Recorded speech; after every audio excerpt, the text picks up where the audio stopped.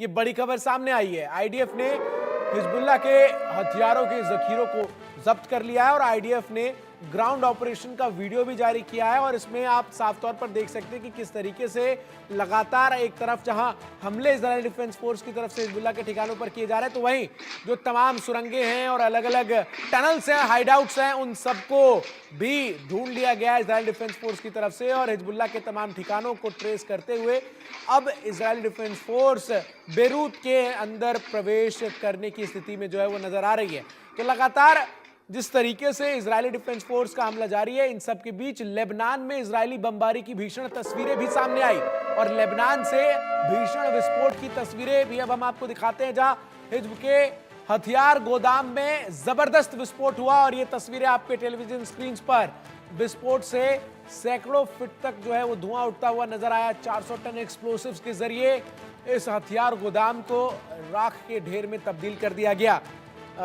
पीके सहगल साहब हमारे साथ बने हुए हैं। सहगल साहब, सवाल ये है कि एक तरफ हम ये देख रहे हैं कि इजराइल इस वक्त जो युद्ध लड़ रहा है उसमें वो अपने इंटेंशंस को लेकर काफी क्लियर है। वो ये साफ कह रहा है कि ये हमारे सर्वाइवल को लेकर युद्ध है और जब तक हम हमास और हिजबुल्लाह दोनों को सिरे से खत्म नहीं करते तब तक हम जो है वो पूरी तरीके से सुरक्षित नहीं है।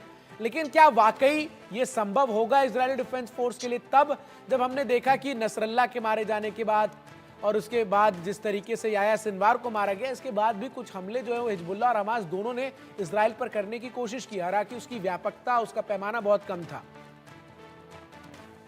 देखो, जहाँ तक हिजबुल्लाह का तल्लुक है, हफीज का तल्लुक है, हमास का तल्लुक है, वो काफी कमजोर हो चुके हैं। लेकिन किसी भी हालत में इजराइल जो है इनको कंप्लीटली खत्म नहीं कर सकता। तकरीबन 13 महीने हो गए लड़ाई को, हमास अभी भी जो भी कार्रवाई कर रहा है, अभी भी हर प्रकार से उन्होंने सडा नहीं किया, ना ही सडा करेंगे। उनके पास लड़ाई स्टार्ट होने से पहले 35 से 50,000 सैनिक थे। मैक्सिमम जो हमास के सैनिक मारे जा चुके हैं या लड़के मारे जा चुके हैं 10,000 के करीब है। जहाँ तक हिजबुल्लाह का तल्लुक है, हिजबुल्लाह के पास 1 लाख से ज्यादा थे। मैक्सिमम जो मारे गए वो भी 10 से 15,000 से ज्यादा नहीं हो सकते। इसके बावजूद मुझे नहीं लगता किसी भी हालत में ना तो हिजबुल्लाह, ना हौथी और ना ही हमास घुटने टेकेगा। इसराइल को जिस माफी की कोशिश है कि सीज फायर उनकी टर्म्स पर हो, सीज फायर उनकी टर्म्स पर कभी एक्सेप्ट नहीं करेंगे तीनों ऑर्गेनाइजेशन। और इस ऑर्गेनाइजेशन को हर प्रकार से ईरान की तरफ से सहायता मिलती रहेगी। इनडायरेक्टली तो सहायता मिल रही है रशिया की तरफ से भी।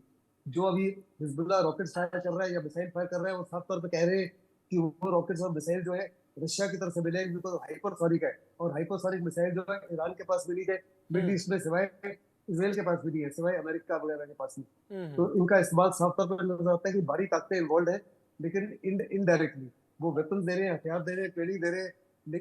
और जहां तक इसराइल का ताल्लुक है, तो 2-3 चीजें मैं साफ तौर पर कहना चाहता हूँ। पहली बात है, मैं पिछले वक्ता से सहमत हूँ कि information, disinformation, information is a weapon of war और उसको एज अ वेपन इस्तेमाल किया जा रहा है। Psychological warfare is also part of that. साथ ही साथ जो है, इसराइल भी एक न्यूक्लियर पावर है, लेकिन nuclear weapon is not a weapon of war, it is a weapon of deterrence. और ईरान जानता है कि इसराइल के पास 70 से 80 न्यूक्लियर बॉम्ब्स हैं, उसके बावजूद भी वो कार्रवाई करेगा क्योंकि उसको पक्का यकीन है कि इसराइल जो है वो न्यूक्लियर वेपन इस्तेमाल नहीं करेगा जब तक उसको साफ तौर पर नजर आता है कि इसराइल खत्म होने जा रहा है। बिल्कुल बिल्कुल सर, ये बहुत अहम पॉइंट है क्योंकि हमने देखा 1 साल से युद्ध जारी है, लेकिन इस तरीके से कोई हथियार या कोई ऐसा वेपन अब तक इजराइल ने तो विशेष तौर पर यूज नहीं किया है, चाहे वो हमास हो या फिर हिजबुल्लाह के खिलाफ, जो कुछ मास डिस्ट्रक्शन जो है वो ला सके। बहुत बहुत शुक्रिया मेजर जनरल रिटायर्ड पीके सहगल साहब आपका और मेजर जनरल रिटायर्ड अनुज माथुर साहब आपका हमारे साथ जुड़ने के लिए और अपना समय देने के लिए। तो जो परिस्थितियां इस वक्त मिडिल ईस्ट में नजर आ रही हैं, ऐसे में ये देखना होगा कि ईरान की जवाबी कार्रवाई क्या होती है। बहुत बहुत शुक्रिया आप सभी का हमारे साथ इस चर्चा में जुड़ने के लिए। खबरों का सिलसिला जारी है।